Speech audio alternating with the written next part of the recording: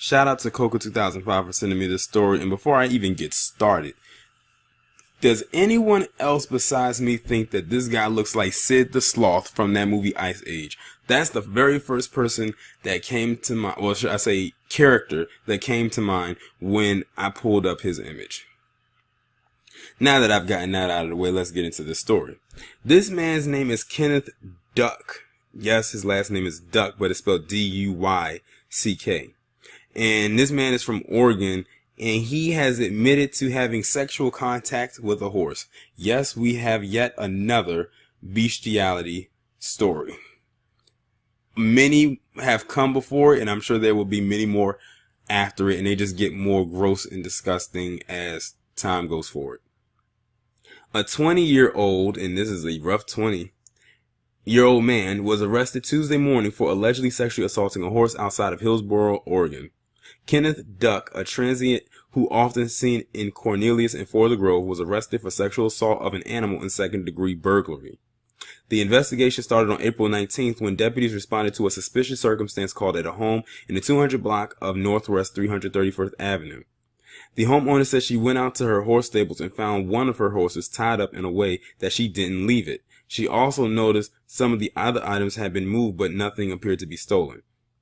After further investigation and an evaluation by a veterinarian, deputies believed that the horse had been likely sexually assaulted. The homeowner and neighbors provided deputies with information about the suspect, leading to the arrest of Duck. Duck initially admitted to going into the stables, but only to look for work. However, deputies said he later admitted to having sexual contact with the horse. Duck was on probation for previous crimes prior to Tuesday's arrest, so he now faces 2 additional probation violation charges. This story almost reminds me of one that I did, I think, last year, and it almost had the same preference, but this time it was a person who sexually assaulted a donkey. And it was almost in the same context. He went into the stable, took the donkey.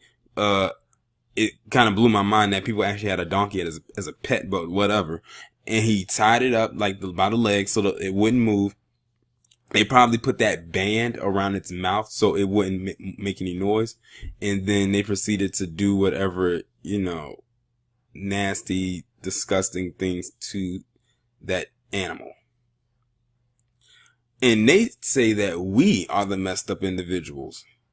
I'm like, how many more animals can they screw? I mean, we've had the donkey. We always get the horse and the dog, of course. Before, I think I heard one about a snake. I don't know how in the hell they did that one. Before you know it, it's going to be a bird. It might be a seal. You might get a cat. I think I've heard one about the chicken. I think I did do one about a chicken. Like, it's just weird. It's very weird and disgusting. And they try to say that they are the moral compass for everything. These are the same people that are trying to get something like bestiality to be legal, so it wouldn't be looked at as wrong. See, stuff that is completely abnormal, such as this, is something that they would like to have passed just for their benefit. I remember it was a story I did last year on my original channel where it was overseas, where they were having like sex orgy parties where these old white people will go and bring their animals, and they will all have orgies with their animals. I'm not even making this up. And the woman got charged, who was running it, got charged, but I think they ended up dropping the charges against her. So this is not just something that happens in the States. It's something that happens globally. And it's only them that do it. I rarely find any other group of people that engage in such disturbing and disgusting behavior. That's why I don't take any cues from them. I really don't. And neither should you. This is one of the main reasons why. But y'all let me know what you